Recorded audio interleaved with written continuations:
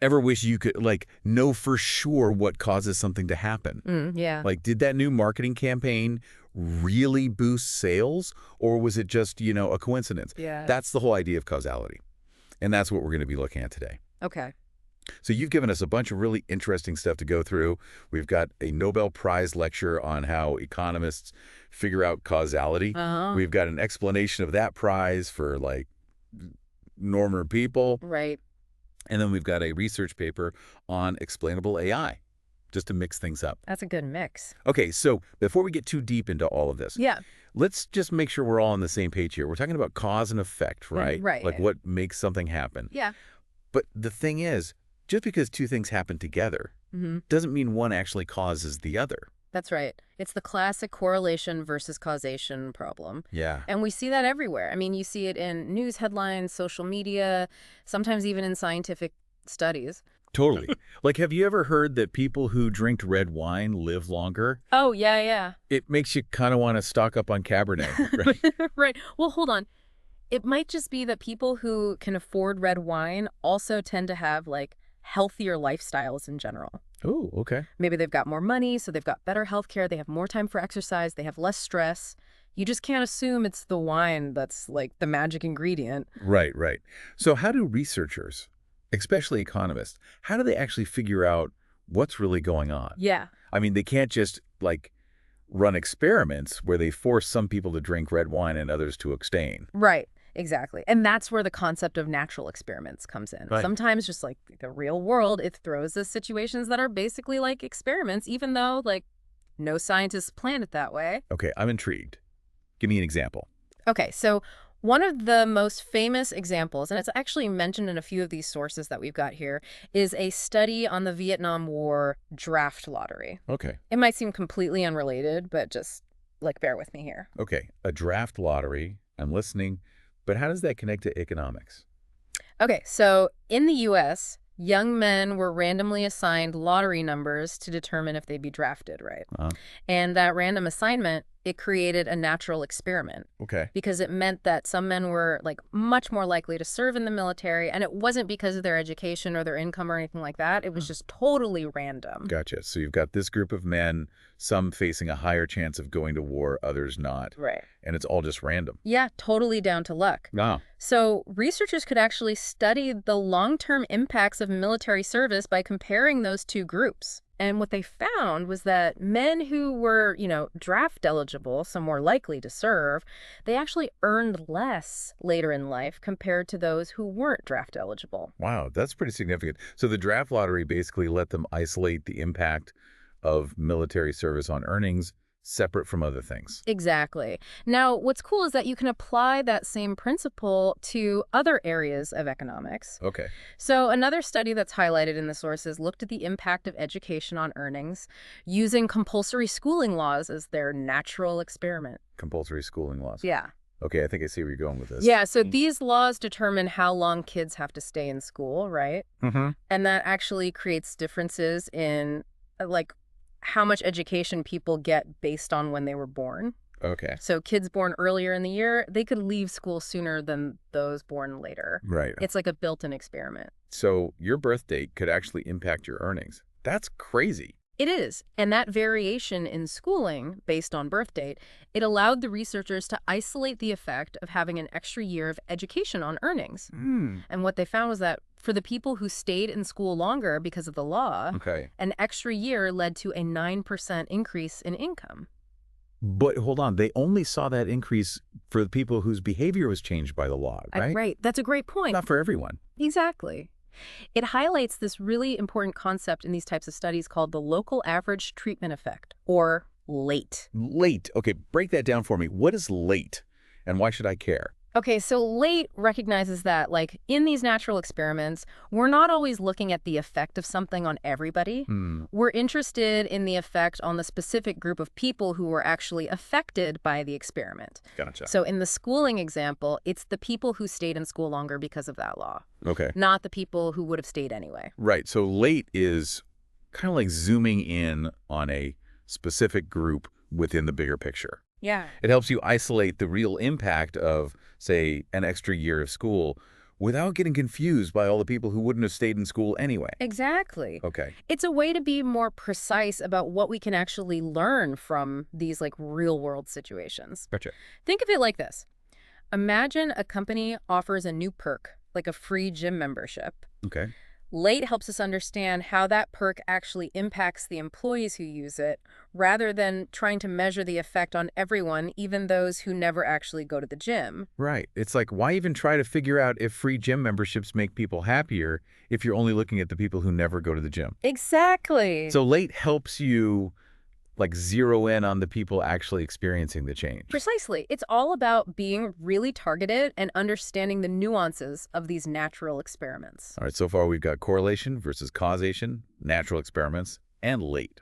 It's like we're building a toolkit for understanding cause and effect in the real world. Yeah, we're getting there. Yeah. But of course, it wouldn't be a real deep dive if we didn't talk about some of the, like, challenges and complexities, right? Okay, bring on the complexities. What else do we need to know about trying to figure out cause and effect? Well, even with all these tools and techniques we've discussed, there are still times when it can get, messy. Sometimes the treatment isn't just like a simple yes or no. It can have like multiple levels or values. And sometimes what we think is a cause might actually be an effect, or there could be other hidden factors that are like messing with the results. Okay, now you're really making me think. Yeah. Even with natural experiments and lady, there's still more to it. Oh, yeah. Always more to the story. Okay. That's what makes this whole field so fascinating. Okay. But before we get into all those challenges, let's shift gears for a second and talk about that research paper on explainable AI. Explainable AI. Yeah. How does that fit into all of this? It seems like we're jumping from economics to artificial intelligence. It might seem like a leap, but there's actually a really interesting connection there. This paper uses a philosophical framework called the Pearl-Woodward framework to evaluate how well we can understand why AI systems make the decisions they do. A philosophical framework for AI. Yeah. Okay, you've got my attention. Tell me more. So the Pearl-Woodward framework, it's all about figuring out what really makes something a cause. Okay. It's kind of like running a thought experiment. Like if I change this one thing and I keep everything else exactly the same, what happens to the outcome? Good. If you can reliably see a change, then you've got some pretty strong evidence that there's a causal relationship. So it's about isolating the impact of like one specific thing. Kind of like what we were talking about with those natural experiments. Right, exactly. And the cool thing is that you can apply this framework to all kinds of situations, not just economics. Okay. Like imagine you're trying to decide whether to invest in like a new piece of equipment for your business. Okay. You could use the Pearl-Woodward framework to think through like all the different potential outcomes. Okay, so if I invest in this equipment, is it actually going to increase productivity? Yeah. Or are there other factors that might be more important? That's a really practical way to think about it. So how does this philosophical framework connect to AI? I'm still like not quite seeing the link. Well, think about it this way. Okay.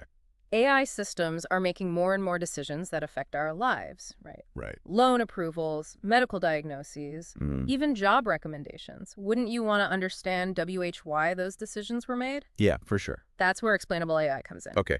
I see what you mean. Like transparency is really important, especially when these algorithms are making decisions that could, have a big impact on people. Exactly. And that's where the Pearl-Woodward framework can be really helpful.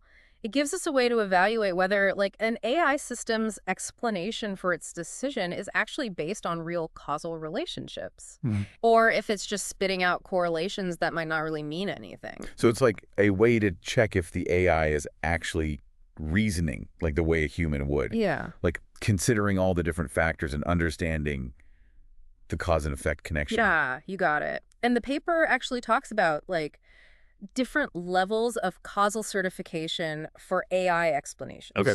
So basic certification means the AI can identify at least one factor that like genuinely contributed to the decision. But then you have like complete certification. Right. And that means it can identify all of the relevant factors. Complete certification sounds way more impressive. Yeah. But also like way harder to achieve. It is more challenging. And yeah, not all AI systems can do that. Right. Sometimes they kind of get stuck on just finding like the simplest explanation, the one that's like easiest to communicate to a human. Okay. But that might not be the whole story. Can you give me an example? Sure. Imagine you, like, apply for a loan and you get rejected.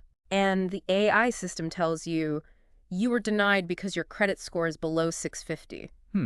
That's helpful information, but it might not be the only live reason, right? Right. Maybe your income is also a little bit low, or you've got a lot of existing debt. So just focusing on that one factor, the credit score, it could actually be misleading. It could be, yeah. And that's where the Pearl-Woodward framework comes in. It kind of forces us to think about all of the potential causal factors, not just the, like, most obvious one. Okay, so this framework helps us, like, avoid oversimplifying things when we're looking at AI explanations. Right. It's about getting, like, the full picture. Right, exactly. The paper actually suggests a, like, two-stage approach to explainable AI. Yeah. First, you use a simpler method just to give the user, like, some actionable advice, like improve your credit score.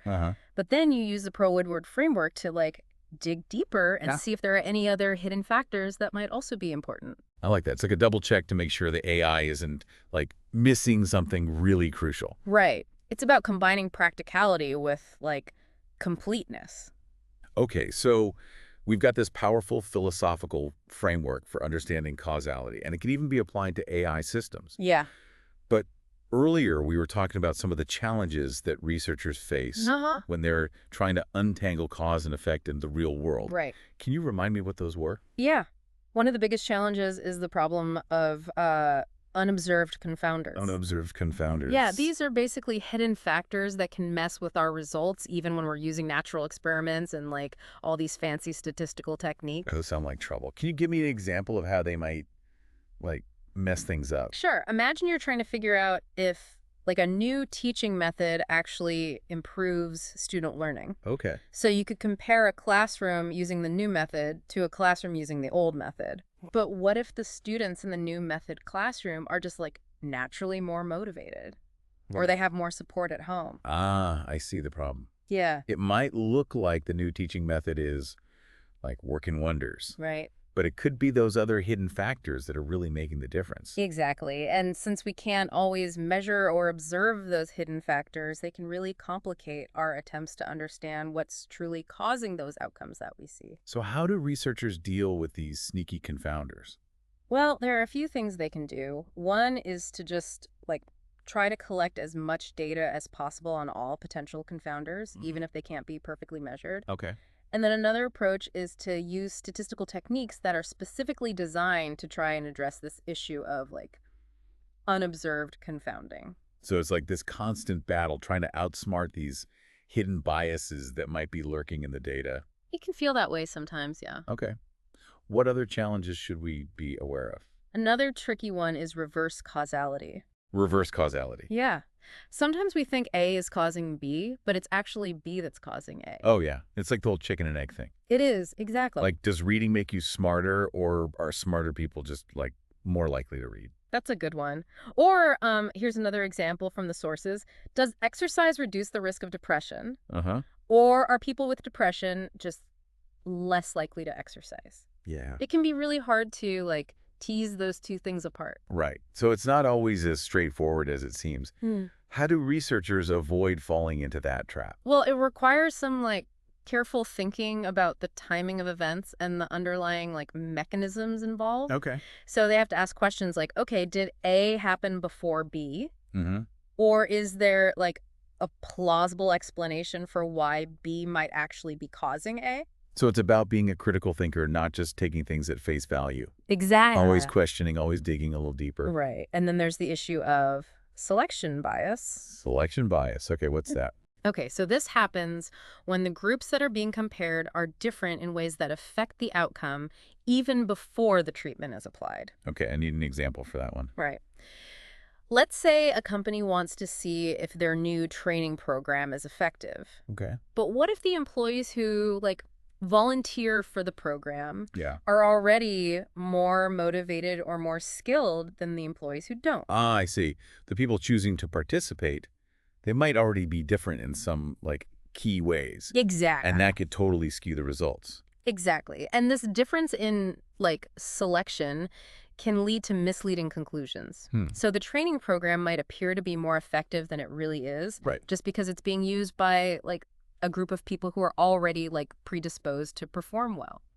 So how do researchers try to overcome that selection bias?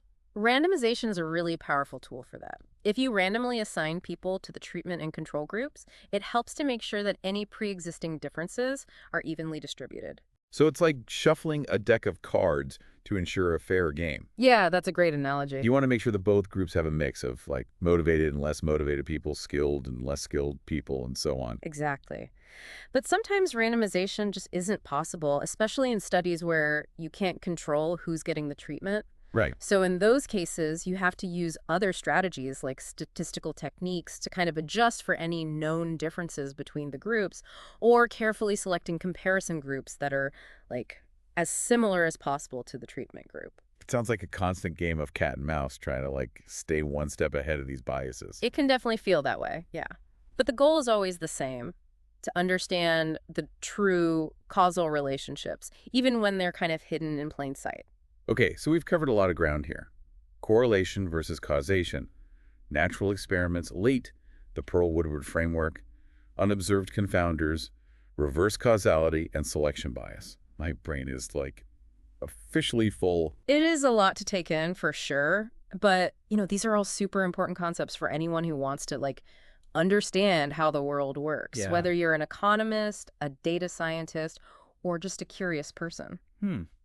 Yeah, just trying to make sense of things. So for our listeners who might be feeling a little overwhelmed right now, what are the like key takeaways they should remember when they're navigating all of this? I think the most important thing is just to be a critical thinker. Okay. Don't just accept claims of cause and effect at face value. Right.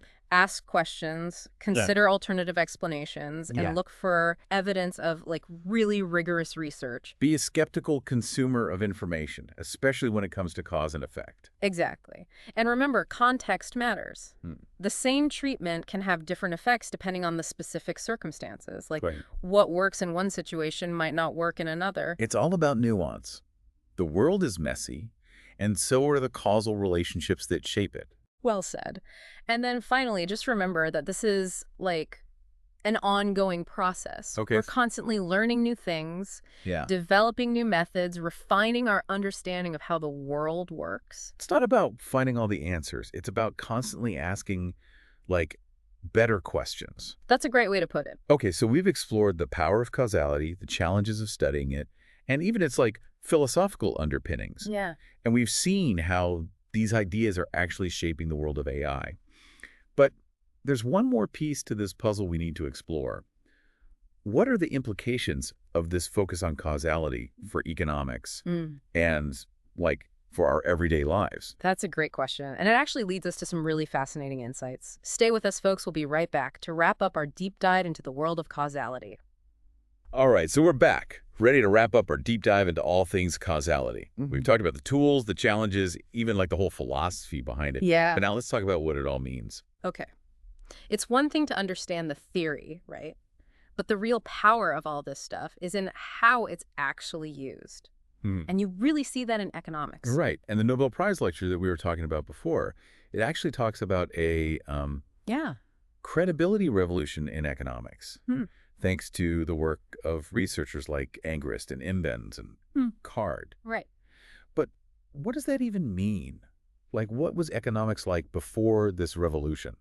Well, in the past, economics relied a lot on like theoretical models and statistical analysis. And those didn't always, fully deal with the complexities of cause and effect. There was this tendency to just assume that correlation meant causation. Oh, okay. Which, as we've seen, can lead to some pretty, questionable conclusions. Right, like those red wine studies we talked about earlier.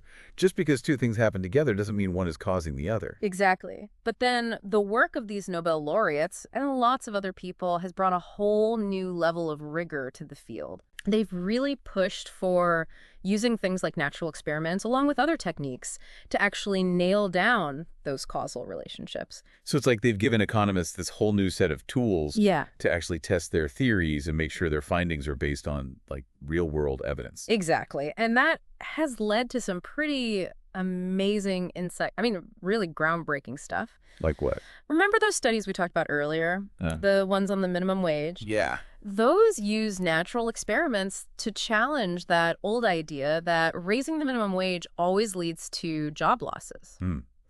So this credibility revolution isn't just about some abstract debate. Right. It's actually changing the way we think about policies that affect people's lives. It absolutely is. And the impact goes even beyond economics. This whole focus on causality, it's spread to other fields too, like political science, education, healthcare, even when we're trying to evaluate how effective like social programs are. It's all about making sure that like when we try to change something, we're actually making a difference. Okay. It seems like this shift toward causal thinking is helping us make better decisions, like across the board. Yeah. More informed decisions based on solid evidence instead of just assumptions. Exactly. That's the whole idea. But it's not just about the researchers or the policymakers. Understanding causality is also really important for like all of us as individuals. Okay, yeah, bring it back to our listeners. How can they actually use these ideas in their own lives? It all comes back to being a critical thinker. I mean, think about it. We're constantly bombarded with information. Right. And so many claims are made about what causes what, but as we've seen, it's not always that simple. So don't just take things at face value. Question everything. Exactly. Next time you see a headline like, study shows eating chocolate makes you smarter, Oh, yeah, I've seen them. don't just run out and buy all the chocolate you can find. Right. Think about how that study was designed. Was it a randomized controlled trial? Did they control for other factors? Are there maybe other explanations? Right, like we were saying earlier, context matters. Totally. What works for one person might not work for someone else. And one study doesn't tell you the whole story. Right. And don't be afraid to dig a little deeper. Read past the headlines. Look for evidence from multiple sources. The more you understand about causality, the better you'll be at making good decisions. About everything, your health, your finances, your job. Yeah, it's about taking ownership of how you understand the world, right? Yeah. Not just accepting what you're told. Exactly. And I think there's one more really powerful way to apply these ideas to our own lives. Okay. We've talked a lot about how researchers use natural experiments to learn about cause and effect.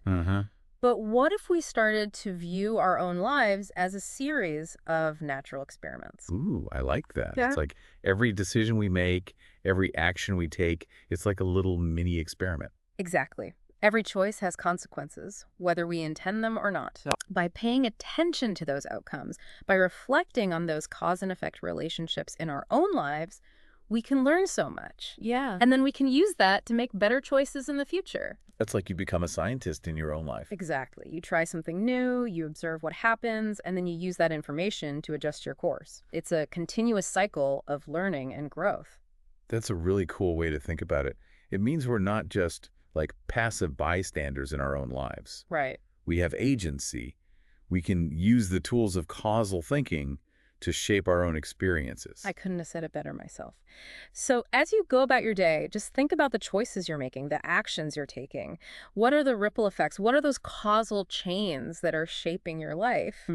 By being mindful and reflective, you can really start to understand things on a deeper level. Yeah. And live a more intentional life. This has been such a great journey into the world of causality. We've really covered a lot, from like the technical stuff to the philosophy behind it to how it applies to us personally. It's been a pleasure diving into these ideas with you. Likewise. And to all of our listeners, thanks for joining us on this deep dive. Keep questioning, keep exploring, and keep looking for those aha moments. Until next time.